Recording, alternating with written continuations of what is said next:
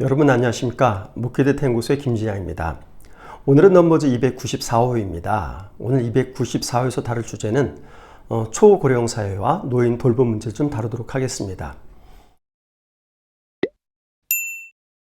우리가 아침에 출근 시간이 지난 한 9시, 10시 이때쯤 지하철이나 버스를 타면 굉장히 많은 분들이 눈에 띄는데 바로 노인들입니다. 그만큼 우리 사회가 고령화되어 있다는 것은 누구나 다 알고 있는 그런 사실입니다. 그런데 유엔에서는 이런 고령화의 속도를, 정도를 갖다 세 단계로 표현하고 있습니다. 첫째 단계로는 전체 인구 가운데 만 65세 이상 인구의 비율이 7%를 넘어가면 고령화 사회라고 이야기를 합니다. 전체 인구 가운데 만 65세 이상 인구 비율이 이번에는 14%를 넘어가면 고령 사회라고 이야기합니다. 그 다음에 65세 이상 인구가 20%를 넘어가면 초고령 사회라고 얘기합니다. 그러니까 7%, 14%, 그 다음에 21%가 될 것 같은데 이상하게 21%가 아니라 20%가 되면 이제 초고령 사회라고 이야기를 합니다. 우리나라 사회는 2024년 12월에 이미 초고령 사회로 진입을 했습니다. 전체 인구 가운데 만 65세 이상 인구의 비율이 20%를 작년 말에 넘어선 것이죠. 우리 사회가 고령화 사회가 된 것이 언제냐면 2000년도 11월에 고령화 사회가 됐습니다. 즉 65세 이상 인구가 7%를 넘어간 거죠. 그러다가 14%를 넘어간 고령 사회가 된 것이 2017년 8월이었습니다. 이 속도를 보면 한국 사회는 고령 사회에서 초고령 사회로 도달하는데 단 7년밖에 걸리지 않았습니다. 이 고령화 속도는 OECD 국가 가운데 우리나라가 1위 국가로 그만큼 고령화의 속도가 굉장히 빠르다라고 이야기할 수 있겠습니다. 근데 일본은 전 세계에서 고령화 비율이 가장 높은 국가가 일본입니다. 일본 같은 경우에 작년 2024년 9월에 전체 인구 가운데 고령 인구의 비율이 29.3%였습니다. 그러니까 우리나라하고 비교하면 한 9% 이상 높았던 거죠. 그런 일본도 고령 사회에서 초고령 사회가 되는 데에는 10년이나 걸렸는데 우리나라는 그걸 7년 만에 초고령 사회가 될 정도로 고령화의 속도가 굉장히 빠르고 그에 따른 여러 가지 사회적 그리고 가정적인 개인적인 이런 문제들을 많이 낳고 있습니다. 고령화가 진전되면서 우리 사회에서 개인의 수명이 길어지고 있죠. 그렇게 되면서 이제 배우자가 먼저 사망하게 되는, 그래서 혼자 살게 되는 독거노인이 되는 이 비율도 굉장히 높아지고 있습니다. 그래서 작년에 통계를 보면 우리나라 독거노인의 수가 220만 명입니다. 전체 노인 가운데 22.1%를 차지하고 있기 때문에 65세 이상의 인구 가운데 5명 가운데 1명 정도가 독거노인으로 살고 있다, 이렇게 볼 수 있겠습니다. 사람들의 수명이 길어지면서 우리 몸에는 여러 가지 질병들이 많이 생기고 있습니다. 그래서 노인들이 되면 많은 질병들을 안고 살게 되는데요. 65세 이상 인구 가운데 만성적인 질환을 갖고 있느냐, 이렇게 질문했을 때 86%가 질환이 있다, 이렇게 이야기를 하고 있고요. 1인당 평균 질환 수는 2.2개였습니다. 한 사람당 2개 이상의 만성적 질환을 갖고 있다고 하는 것이 바로 현재 노인들이 처한 건강상의 문제라고 볼 수 있겠습니다. 이에 따라서 의료비도 많이 지출되고 있습니다. 65세 이상 고령자의 진료비 현황을 보면 48조 9천억의 진료비가 우리나라 전체적으로 들었습니다. 이 비용은 우리나라 전체 진료비 110조 8천억에 44%에 해당할 정도로, 거의 절반에 육박할 정도로 많은 진료비, 의료비가 지출되었습니다. 그만큼 고령화가 되면 국가적으로 의료비 부담도 그만큼 커진다, 이렇게 볼 수 있겠습니다. 초고령 사회가 되면서 그리고 독거노인 노인이 늘면서 사회적으로 문제시가 되고 있는 것들이 노인들을 어떻게 돌볼 것이냐, 간병할 것이냐, 이런 돌봄과 간병에 대한 관심들이 굉장히 늘어나고 있습니다. 초고령 사회의 우려점이 무엇이냐라는 질문에 대해서 가장 높게 응답된 것이 돌봄, 간병 부담 증가라는 응답이었습니다. 4명 가운데 3명인 응답을 할 정도로 가장 관심을 모으고 있는 문제였습니다. 그 외에 또 다른 문제를 보면 3위를 보시면 의료비 증가가 나타나고 있죠. 이건 앞에서 말씀드린 바가 있습니다. 그 다음에 고독사가 증가되고 있다. 65% 응답을 했고요. 그리고 노인 우울 및 사회적 고립이 나타나고 있다. 이렇게 응답한 비율도 60%가 돼서 노인들이 건강상의 문제, 그리고 고독사의 문제, 정서적인 외로움의 문제, 이런 문제들을 많이 겪고 있는 것으로 이렇게 나타나고 있습니다. 노년이 되면 여러 가지 건강상의 문제라든지 정서적인 문제 때문에 다른 사람들의 돌봄이 필요하게 됩니다.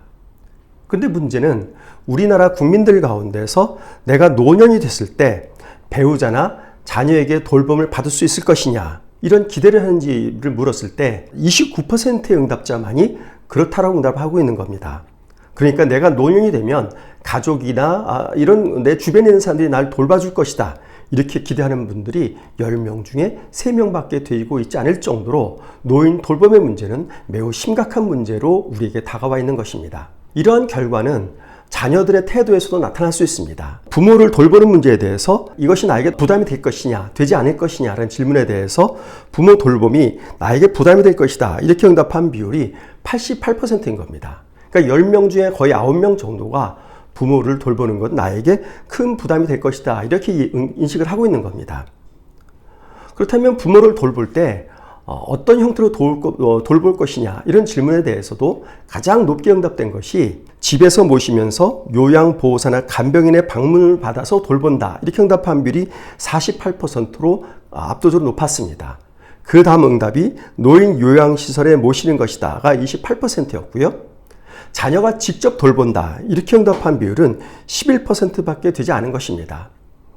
그러니까 부모를 돌보는 데 있어서 가족이, 자녀가 직접적으로 돌본다, 이렇게 응답한 비율에 대해서는 굉장히 낮은 10명 중에 1명밖에 응답하지 않았기 때문에 부모 돌봄의 문제를 기피하고 있고, 또 혹은 기피하지 않더라도 현실적으로 돌보지 못하는 그런 상황이 있기 때문에 이제 노인 돌봄의 문제는 사회적 돌봄의 수요가 높아지는 것이고, 따라서 우리 사회는 노인 돌봄에 대한 이런 서비스를 제공할 필요성이 높아진다고 보겠습니다. 교회는 사회적 기관으로서 사회의 여러 가지 사회 봉사활동을 통해서 이웃사랑을 실천하고 있습니다.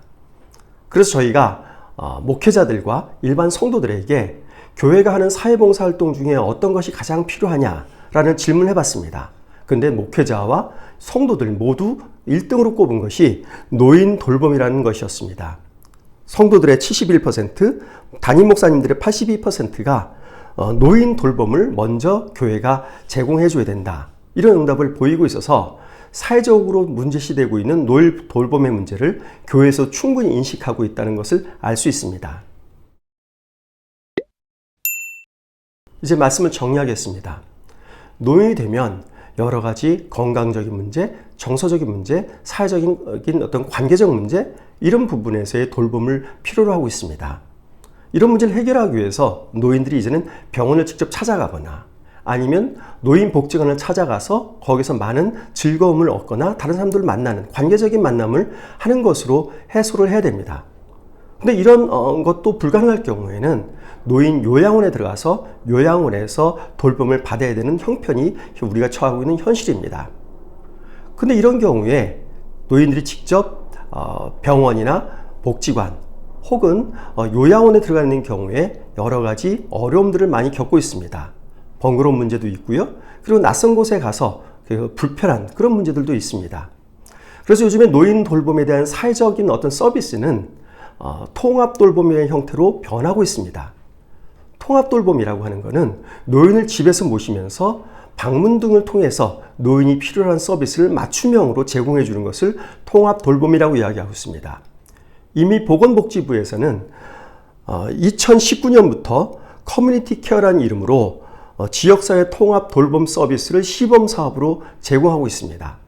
이런 통합 돌봄이 전 세계에서 가장 잘 되어 있는 나라가 일본입니다. 그래서 일본 같은 경우에는 노인들이 요양원에 가지 않고 집에 머물면서 집에서 사회적 돌봄을 통해서 노년의 생활을 즐기고 있는 그런 국가로, 모범적인 국가로 일본이 나타나고 있습니다. 그것을 지금 우리나라가 배우려고 하고 있는 것이죠. 그렇다면 이런 사회적 돌봄 가운데 교회가 할 수 있는 일은 무엇일까요? 교회는 가지고 있는 여러 가지 재능이라든지 혹은 가지고 있는 것들이 많지가 않아서 노인들을 돌보는 데 있어서 제한적일 수밖에 없습니다. 하지만 많은 교회에서 노인들에게 노인대학 같은 그런 노인 시니어 교실 등을 운영하면서 노인들에게 정서적이고 그리고 사회적인 그런 돌봄 서비스를 이미 제공하고 있습니다. 이런 관점에서 이런 어떤 노인 돌봄에 대한 서비스를 교회가 더욱더 관심을 갖고 지역사회에 제공하는 것들이 매우 필요한 일이라고 보겠습니다. 두 번째로는 교회에 많은 노인들이 있습니다. 그래서 요즘에 교회에서는 각 독거노인들의 집을 정기적으로 방문하면서 노인들의 건강 문제 혹은 생존의 문제 등을 점검하는 그런 서비스 활동들로 하고 있습니다. 참고로 저희 교회에서도 어느 날 주일날 어떤 한 노인분께서 독거노인이신데 그분이 교회 예배에 성실하게 나오다 어느 날 눈에 띄지 않았던 겁니다. 그래서 구역장이 그날 오후에 주일 오후에 직접 그 집을 방문했더니 그 집에서 고독사로 혼자 돌아가셨던 것을 발견하고 그것을 즉시 신고해서 저희가 처리해드렸던 그런 경험이 저희 교회에서도 있었습니다. 그래서 지역사회에서 교회가 이런 독거노인에 대한 관심 그리고 돌봄 이런 것들은 교회가 작은 힘으로도 할 수 있는 것이라고 보여집니다. 종합해보면 초고령 사회에서 돌봄에 대한 수요는 늘어나고 있는데 그 부분에서 교회도 지역사회에 의미 있는 그런 기여를 할 수 있다고 생각이 됩니다. 이상으로 넘버즈 294호 설명드렸습니다. 다음 주에 다시 찾아뵙겠습니다. 감사합니다.